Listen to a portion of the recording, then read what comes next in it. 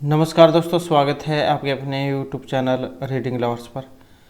दोस्तों, आज की जो वीडियो इसमें हम करने वाले हैं हरियाणा CET में जो ग्रुप C और D के लिए जो एग्ज़ाम हाल ही में होने वाला है, तो इसके लिए हम प्राचीन इतिहास जिसमें ऐतिहासिक स्रोत और प्राक ऐतिहासिक काल जो है इससे संबंधित जो महत्वपूर्ण क्वेश्चन हैं तो उनको आज की वीडियो में हम करने वाले हैं, क्योंकि आपके एग्ज़ाम में जो हरियाणा जीके जो है उससे अलावा भी इसके अलावा भी जो है क्वेश्चन पूछे जाएंगे। तो यहाँ पर सभी क्वेश्चन जो है ये महत्वपूर्ण है। और अगर आप हमारी इनसे पहले वाली वीडियो को देखना चाहते हैं तो इसे आप हमारे चैनल के प्लेलिस्ट में जाकर देख सकते हैं। और वीडियो शुरू करने से पहले अगर आपने अब तक हमारे चैनल को सब्सक्राइब नहीं किया तो सब्सक्राइब कर लीजिएगा। और आप हमारा जो टेलीग्राम ग्रुप है उसे भी आप ज्वाइन कर लीजिएगा। इनका जो लिंक है वो आपको इस वीडियो के डिस्क्रिप्शन में मिल जाएगा। इसके अलावा जिसने भी हरियाणा TGT का एग्ज़ाम दिया था तो उनका जो रिज़ल्ट वो आ चुका है और वो वाली वीडियो आपको इस वीडियो के अंत में मिल जाएगी। और अभी जो है इंग्लिश वाले जो हैं उनका रिज़ल्ट जो है नहीं आया है, तो अन्य जो सब्जेक्ट है उनका जो रिज़ल्ट है वो आ चुका है, तो उसे आप देख सकते हैं अगर आपने नहीं देखा है। तो जल्दी से अपने जो क्वेश्चन है उनको शुरू कर लेते हैं। तो जिसमें हमारा यहाँ पर पहला जो क्वेश्चन, भारत के नामकरण के संदर्भ में भारतवर्ष का उल्लेख किस ग्रंथ में हमें मिलता है? अष्टाध्यायी, अर्थशास्त्रम, आर्यभट्टियम या फिर आचार्य सूत्र में? तो भारत के नामकरण के संदर्भ में। और यहाँ पर जो हम सही आंसर देखें तो जो ऑप्शन ए वाला है अष्टाध्यायी, ये इसको माना गया है। अब ये जो अष्टाध्यायी है महर्षि पाणिनि मुनिजन के द्वारा लिखी गई थी ये अष्टाध्यायी, तो इसमें जो है भारतवर्ष का उल्लेख हमें मिलता है।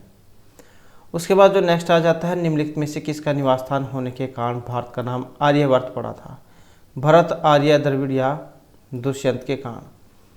तो भारत का नाम आर्यवर्त यह पड़ा है और यह ऑप्शन सी के कारण, आर्य जो है इनके कारण इनका नाम आर्यवर्त पड़ा है। उसके बाद है पुरातात्विक विधा से तात्पर्य क्या है? सिक्कों का अध्ययन, शिलालेख, महाकाव्यों या भूगोलों का अध्ययन? और ये जो यहाँ पर जितने भी हम क्वेश्चन करने वाले हैं पूर्व जो एग्जाम हुए हैं इनमें क्वेश्चन जो है आ चुके हैं। तो पुरातात्विक विधा से अभिप्राय यहाँ पर क्या है?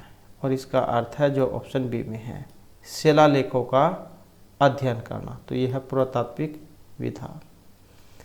उसके बाद आ जाता है, निम्नलिखित में से किसने क्रोस्टी लिपि को पढ़ा था?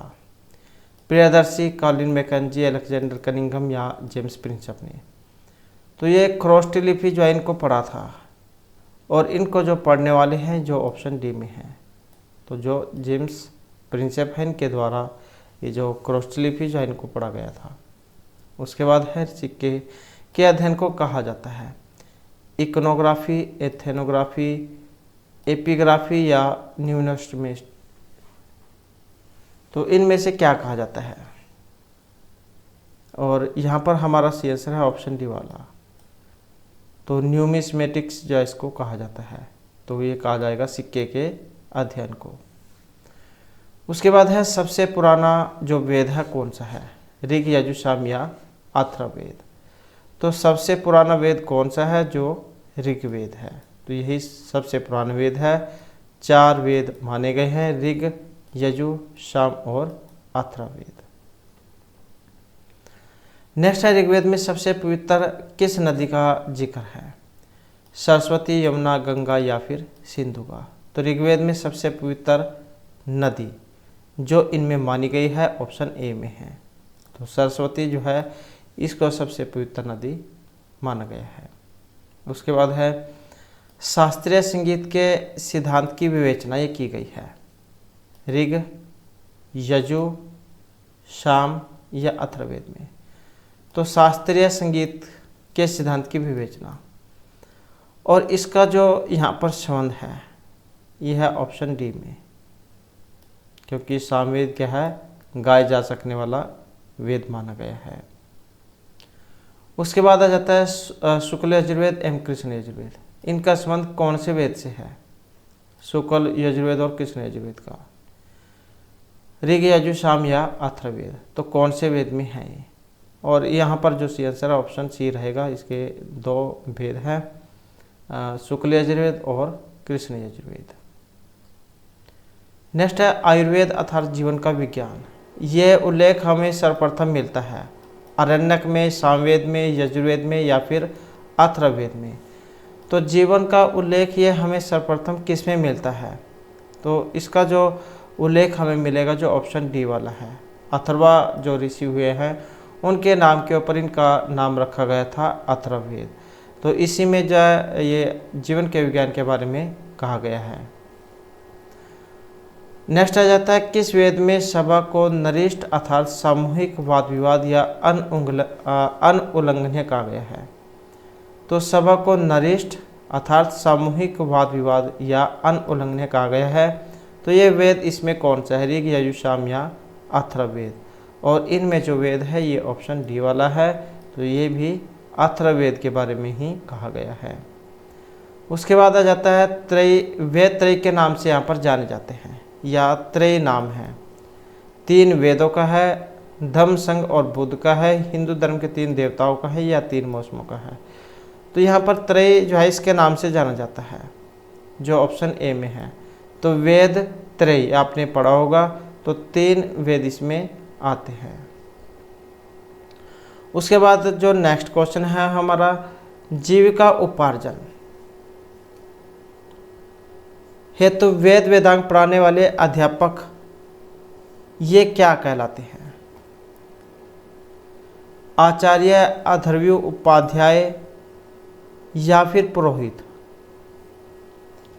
तो जीविका उपार्जन हेतु जो वेद और वेदांग का ज्ञान कराते थे, जैसे आज के समय में टीचर है, पढ़ाने वाले अध्यापक, और उनको जो कहा जाता था तो उपाध्याय उनको कहा जाता था। उसके बाद नेक्स्ट आ जाता है शतपथ ब्राह्मण में उल्लिखित राजा विदेह माधव से संबंधित ऋषि थे। ऋषि भारद्वाज, वशिष्ठ, विश्वामित्र या गौतम राहुगण। तो ये जो शतपथ ब्राह्मण है इसमें उल्लिखित राजा विदेह माधव से संबंधित ऋषि, और इनसे संबंधित है ऑप्शन डी वाले ऋषि गौतम राहुगण। नेक्स्ट है उपनिषद शब्द का जो शाब्दिक रूप से अर्थ होता है। उपनिषद का मतलब आप समझ सकते हैं कि इनका क्या मतलब होता है। पास बैठना, ज्ञान, शाश्वत पाठ पठन करना, प्रज्ञता अर्थात बुद्धिमता। तो उपनिषद शब्द का अर्थ क्या है? तो इसका मतलब होता है गुरु के सीम बैठकर विद्या ग्रहण करना। तो पास बैठना यहाँ पर इसका आया है। उसके बाद आ जाता है भारतीय प्रतीक पर उत्कीर्णन। सत्यमेव जयते जो चिन्ह है आपने देखा भी होगा, जो सत्यमेव जयते लिखा होता है, रुपए जो होते हैं सिक्के उस पर भी लिखा होता है सत्यमेव जयते। तो ये कहाँ से लिया गया है? ऋग्वेद से, भगवद गीता, मुंडक उपनिषद या मत्स्य पुराण से। तो भारतीय प्रतीक पर उत्कीर्ण सत्यमेव जयते ये जो लिया गया है ऑप्शन जो सी है, मुंडक उपनिषद उसमें से लिया गया है। अब ये भी आ जाता है कई बार मुंडक उपनिषद कौन से वेद से है? तो इसका संबंध अथर्ववेद से है। मुंडक मांडुक्य ये अथर्ववेद में आते हैं। उसके बाद है निम्नलिखित में से किस एक वैदिक साहित्य में मोक्ष की चर्चा मिलती है? तो कौन सा इसमें एक वैदिक साहित्य है जिसमें मोक्ष की चर्चा हमें मिलती है? ऋग्वेद में, प्रवृत्ति संहिताएं, ब्राह्मण या उपनिषद में। और यहाँ पर देखें तो जो ऑप्शन है डी वाला, तो ये उपनिषद को माना गया है। तो वैदिक साहित्य में मोक्ष की चर्चा जो देखने को मिलती है, वैदिक कर्मकांड वगैरह, तो ये उपनिषद में है, जादू टोने। उसके बाद है सत्यकाम जाबाल की कथा जो अनब्याही माँ होने के लांछन को चुनौती देती है, ये उल्लिखित है। तो सत्यकाम जाबाल की कथा ये किस में है? जाबाल उपनिषद, प्रश्न, छांदोग्य या फिर कट उपनिषद में। और ये जो आई है ऑप्शन सी अर्थात छांदोग्य जो उपनिषद है इसमें ये कथा का उल्लेख हुआ है। उसके बाद आ जाता है याज्ञवल्क्य गार्गी संवाद का वर्णन, ये किस उपनिषद में है? बृहदारण्यक उपनिषद, छांदोग्य, जाबाली या कठ उपनिषद में। तो याज्ञवल्क्य गार्गी संवाद का वर्णन जिस उपनिषद में हुआ है और इसका नाम है बृहदारण्यक उपनिषद। तो ऑप्शन हो जाएगा ए वाला। उसके बाद है तमसो माँ ज्योतिर्गम्य है, मृत्युर्मा अमृतम गम्य है। इस प्रकार का एक ये कह सकते हैं कि मंत्र आता है। तो ये इसका संबंध बताना है उपनिषद से है, पुराणों का है, महाकाव्यों का है, या फिर 6 दर्शनों का है। और इसका जो यहाँ पर संबंध है ऑप्शन ए में, तो ये उपनिषदों में है। हमें तम से अर्थात अंधकार से प्रकाश की ओर ले चलो, मृत्यु से अमृतम की ओर ले चलो। नेक्स्ट है, किस उपनिषद में देव की पुत्र कृष्ण को घोर अंगिरस के रूप में उल्लेखित किया गया है? तो ये कौन सा उपनिषद है जिसमें देव की पुत्र कृष्ण को घोर अंगिरस के रूप में उल्लेखित किया गया है? छांदोग्य उपनिषद, बृहदारण्यक, मुंडक या श्वेतर उपनिषद में। और यहाँ पर देखें तो जो है ऑप्शन ए वाला, तो ये छांदोग्य उपनिषद है, जहाँ पर देव के पुत्र कृष्ण को घोर अंगिरस के रूप में दिखाया गया है। उसके बाद आ जाता है, प्रथम विधि निर्माता कौन है? मनु, चंद्रगुप्त, चाणक्य या फिर सेल्यूकस? तो प्रथम विधि निर्माता और विधि के निर्माण करने वाले हैं ऑप्शन ए में, तो इनका नाम है मनु। उसके बाद है सतशास्त्री संहिता, उपनाम निम्नलिखित में से किस ग्रंथ का है? सतशास्त्री संहिता मतलब 1,00,000 संहिता वाला, ऋग, अथर्व, रामायण या महाभारत? सबसे बड़ा जो महाकाव्य है इनमें, ये जो यहाँ पर माना गया है जो ऑप्शन डी में है, तो महाभारत जो है इसमें 1,00,000 श्लोक है, रामायण में 24,000 श्लोक है। तो सबसे बड़ा जो महाकाव्य है ये महाभारत है। उसके बाद है, आदि काव्य की संज्ञा दी जाती है? रामायण, महाभारत, गीता, भगवत पुराण? तो आदि काव्य की संज्ञा यहाँ पर दी गई है जो ऑप्शन ए में है, रामायण को। आपने आजकल जो फिल्म चल रही है आदि पुरुष, इसमें पढ़ा देखा भी होगा, आदि काव्य आदि पुरुष। तो यहाँ पर जो रामायण है उसको बहुत ही कितने गलत तरीके से दिखाया गया है। तो ये आदि काव्य आदि पुरुष, ये रामायण जो है इनको कहा गया है। आदि पुरुष राम हो गए, आदि काव्य ये रामायण।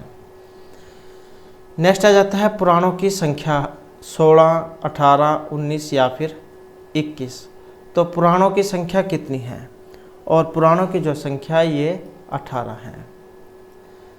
18 पुराण, 18 उपपुराण और 18 ही पर्व होते हैं। नेक्स्ट है, सर्वाधिक प्राचीनतम जो पुराण है कौन सा है? सबसे अधिक पुराना प्राचीन, मत्स्य, वायु, मार्कंडेय या इनमें से कोई सा भी नहीं? तो सर्वाधिक प्राचीनतम जो यहाँ पर पुराण है जो ऑप्शन ए में आया है, तो मत्स्य पुराण जो है इसको सबसे प्राचीन माना गया है। नेक्स्ट है, जैन साहित्य को समग्र रूप से क्या कहा जाता है? आगम, स्मृति, सूत्र या फिर कपाली? तो जैन साहित्य को समग्र रूप से कहा जाता है, और इनको जो कहा जाता है तो ऑप्शन ए वाला, तो जैन साहित्य को समग्र रूप से क्या कहा जाएगा? आगम। नेक्स्ट है, जैन भिक्षुओं के आचार नियमों का उल्लेख किस साहित्य में मिलता है? अंग, आचारांग, सूत्र, टीका या न्यायधर्म कथा में? तो जैन भिक्षुओं के आचार नियमों का उल्लेख किस में मिलता है? तो ये जो साहित्य है इसका जो नाम है ये ऑप्शन बी में है, आचारांगत सूत्र में। नेक्स्ट आ जाता है, किस बौद्ध साहित्य से मौर्य शासक अशोक के बारे में हमें सूचना मिलती है? तो ये कौन सा बौद्ध साहित्य है? क्योंकि सबसे पहले ये मौर्य थे, उसके बाद जब युद्ध हुआ और उसमें घोर नरसंहार हुआ, उसके बाद इन्होंने बौद्ध धर्म अपना लिया था। तो बौद्ध साहित्य से मौर्य शासक अशोक के बारे में सूचना हमें जो मिलती है विनय पिटक, सुत पिटक, महाभाष्य या अभिधम पिटक से।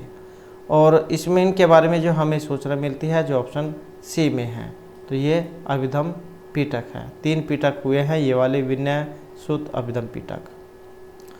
उसके बाद नेक्स्ट आ जाता है, इनमें से कौन से एक सुमिलित नहीं है?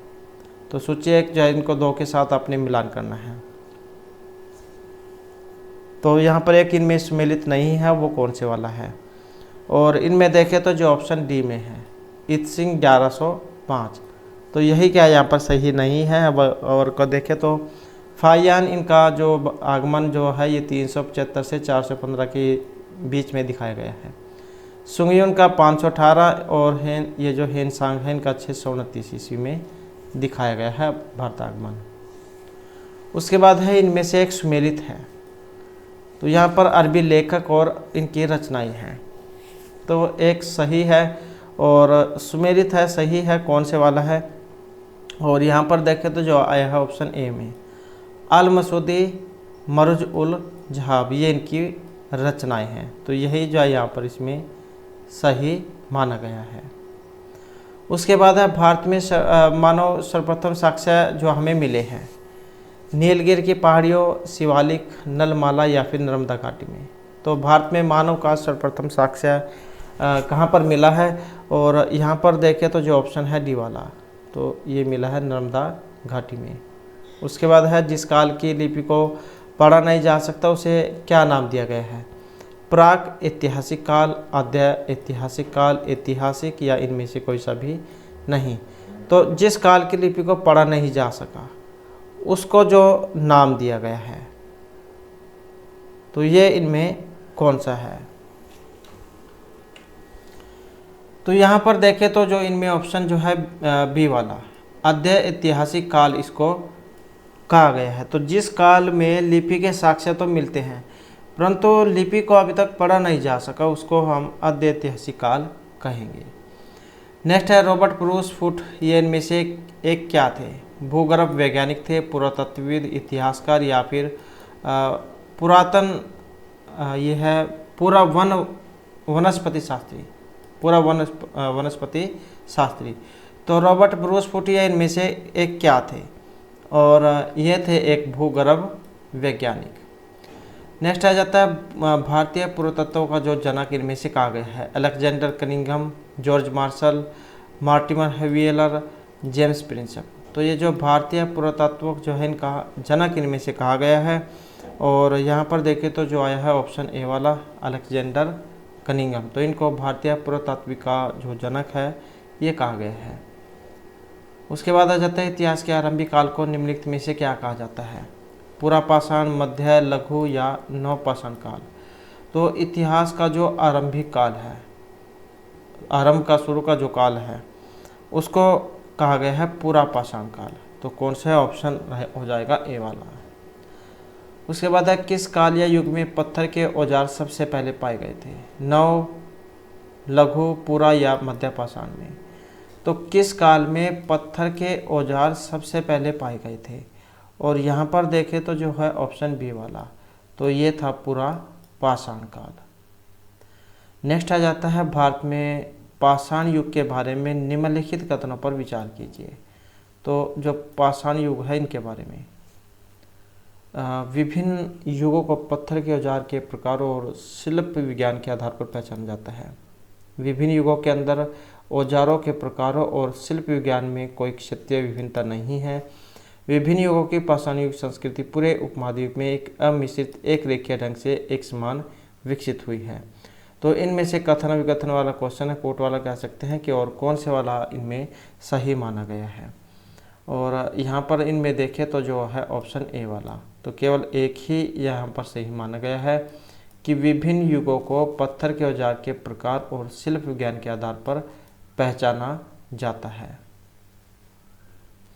उसके बाद है फलक संस्कृति के संबंध निम्नलिखित में से किस काल से है। तो फलक संस्कृति का संबंध निम्न पुरापाषाण, मध्य या कांस्य युग या इनमें से किसी से भी नहीं। तो फलक संस्कृति का संबंध किस काल से है, और यहाँ पर देखें तो जो आया है ऑप्शन बी वाला, तो फलक संस्कृति का संबंध किससे है, तो ये मध्य पुरापाषाण काल से है। नेक्स्ट आ जाता है विंध्य क्षेत्र के किस पाषाण स्थल से अधिकतम संख्या में मानव खोपड़ी के साक्ष्य मिले हैं। तो विंध्य क्षेत्र के किस पाषाण स्थल से अधिकतम संख्या में मानव खोपड़ी के साक्ष्य मिले हैं, मोरहाना पहाड़ी, बागईखोर, गागरिया या लेखड़िया। और यहाँ पर देखें तो जो है ऑप्शन डी वाला, तो ये है लेखड़िया। नेक्स्ट आ जाता है मध्य पाषाणिक प्रसंग में पशुपालन के प्रमाण जहाँ मिले हैं वह स्थान कौन सा है। तो मध्य पाषाणिक प्रसंग में पशुपालन के प्रमाण लगनाज, आदमगढ़, बीरभानपुर या चौपानी मांडो। और यहाँ पर जो आंसर है ये ऑप्शन सी वाला है, तो ये है आदमगढ़। नेक्स्ट है हड्डी से निर्मित आभूषण भारत में मध्यपाषाण काल के संदर्भ में प्राप्त हुए हैं। सराय नाहरराय से, महदड़ा, लेखड़िया या चौपानी मांडव। तो हड्डी से निर्मित आभूषण भारत में मध्यपाषाण काल के संदर्भ में प्राप्त हुए हैं। यहाँ पर देखिए तो जो ऑप्शन है बी वाला, तो ये स्थान है महदड़ा। उसके बाद क्वेश्चन आ जाता है निम्नलिखित में किन स्थानों से मध्यपाषाण काल में पशुपालन के प्रमाण मिलते हैं? औदे, बोरी, बागौर या लखनिया। तो किन स्थानों से मध्यपाषाण काल में पशुपालन के प्रमाण हमें मिलते हैं? और यहाँ पर देखें तो जो है ऑप्शन आएगा सी वाला, तो ये है बागौर, जहाँ से हमें पशुपालन के प्रमाण मिलते हैं। उसके बाद है पहिए का आविष्कार ये कब हुआ था? नवपाषाण, मध्य, पुरा या लौह काल में? तो पहिए का आविष्कार हुआ था और ये हुआ था नवपाषाण काल में। उसके बाद नेक्स्ट आ जाता है किस स्थल से मानव कंकाल के साथ कुत्ते के कंकाल भी शव आधान से प्राप्त हुए हैं? ब्रह्मगिरी, बुरजहोम, मास्की या चिरान से?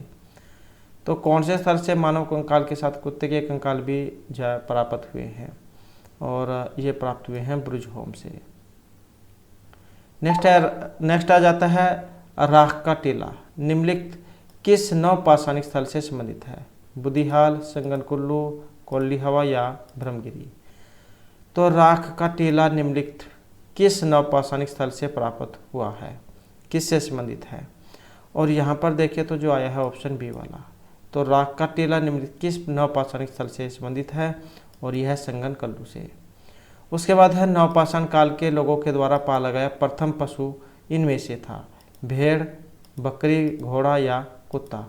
तो नवपाषाण काल जो था उस समय जो लोगों के द्वारा सबसे पहले पशु पाला गया था और इनमें जो था ये ऑप्शन सी वाला था, अर्थात उस समय सबसे पहले कुत्ते को पाला गया था। उसके बाद जो नेक्स्ट आ जाता है हमारा यहाँ पर नवदोली किस राज्य में स्थित है?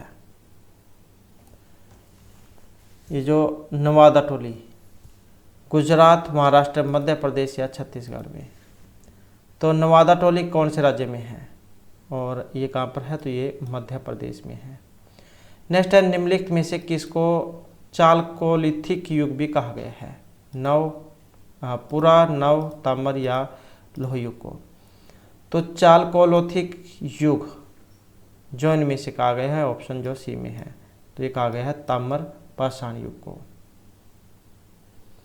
नेक्स्ट आ जाता है बृहद पाषाण स्मारकों की पहचान की गई है? सन्यासी गुफाओं के रूप में, मृतकों को दफनाने के स्थान के रूप में, मंदिर के रूप में या इनमें से कोई सभी नहीं? तो बृहद पाषाण स्मारकों की पहचान की गई है और ये हुई है ऑप्शन बी में, मृतकों को दफनाने के स्थान के रूप में बृहद पाषाण स्मारकों की पहचान। उसके बाद आ जाता है यहाँ पर सूची 1 को 2 के साथ मिलान करना है और मिलान करने में जो हमारा रहेगा यहाँ पर ऑप्शन जो है ए वाला, 4, 2, 1 और 3। तो ऋग्वेद जो है इसका संबंध है ऑप्शन 4 से, स्तोत्र एवं प्रार्थना से। यजुर्वेद इसका संबंध है स्तोत्र एवं कर्मकांड से। जो सामवेद है इसका संबंध है ऑप्शन ए में, संगीत में स्तोत्र। और उसके बाद जो यहाँ पर जो अथर्ववेद है और इनका फिर ऑप्शन 3 तंत्र मंत्र या वशीकरण इनसे संबंधित है। तो इस प्रकार से 4 वेद हैं और चारों ये अपने अलग अलग काम के लिए जाने जाते हैं।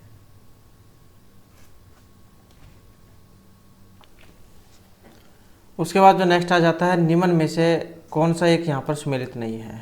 यहाँ पर विदेशी लेखक है और साथ में इनकी रचना है और इनमें देखें तो जो है ऑप्शन डी वाला, तो यही बस एक सम्मिलित नहीं है, एरियन पेरिप्लस ऑफ एथ्रियन सी। तो ये सम्मिलित नहीं है। हेडस इनकी हिस्टोरिका है, नाम से भी आप देख सकते हैं, हेर हेस ऐसे। और पिलनी इनकी नेचुरल हिस्टोरिका, मैगस्थनीज की इंडिका। तो इस प्रकार से 3 है यहाँ पर सही और ये जो चौथा है इसको सही नहीं माना गया है। नेक्स्ट है नवपाषाणकालीन गर्त निवासों के अवशेष कहाँ से प्राप्त हुए हैं? तो कोट वाला क्वेश्चन है, नवपाषाणकालीन गर्त निवासों के अवशेष, और ये जो प्राप्त हुए हैं जो ऑप्शन डी में है, 1 और 2, तो बुर्जहोम और गुफरकाल से। उसके बाद आ जाता है ताम्र पाषाणिक संस्कृति के संदर्भ में दिए गए निम्नलिखित कथनों पर विचार कीजिए। तो ताम्र पाषाणिक संस्कृति के संदर्भ में नवादा टोली की खोज HD शंकराचार्य ने की थी और इनाम गांव ताम्रपाषाण काल की एक बड़ी बस्ती थी। तो कौन सा कथन यहाँ पर सही है? और यहाँ पर भी कोट वाला क्वेश्चन है, जो सही है ऑप्शन सी वाला है। 1 और 2 दोनों को सही यहाँ पर माना गया है। तो ताम्र पाषाणिक संस्कृति के संदर्भ में नवादा टोली की खोज HD शंकराचार्य ने की थी और इनाम गांव ताम्रपाषाण काल की एक बड़ी बस्ती थी। तो इस प्रकार से जो हमारी आज की ये क्लास और महत्वपूर्ण जो क्वेश्चन थे, और नेक्स्ट वीडियो होगी इसमें हम आपके लिए नए जो महत्वपूर्ण क्वेश्चन वो लेकर आएंगे। और हमारे साथ अंत बनाने के लिए धन्यवाद।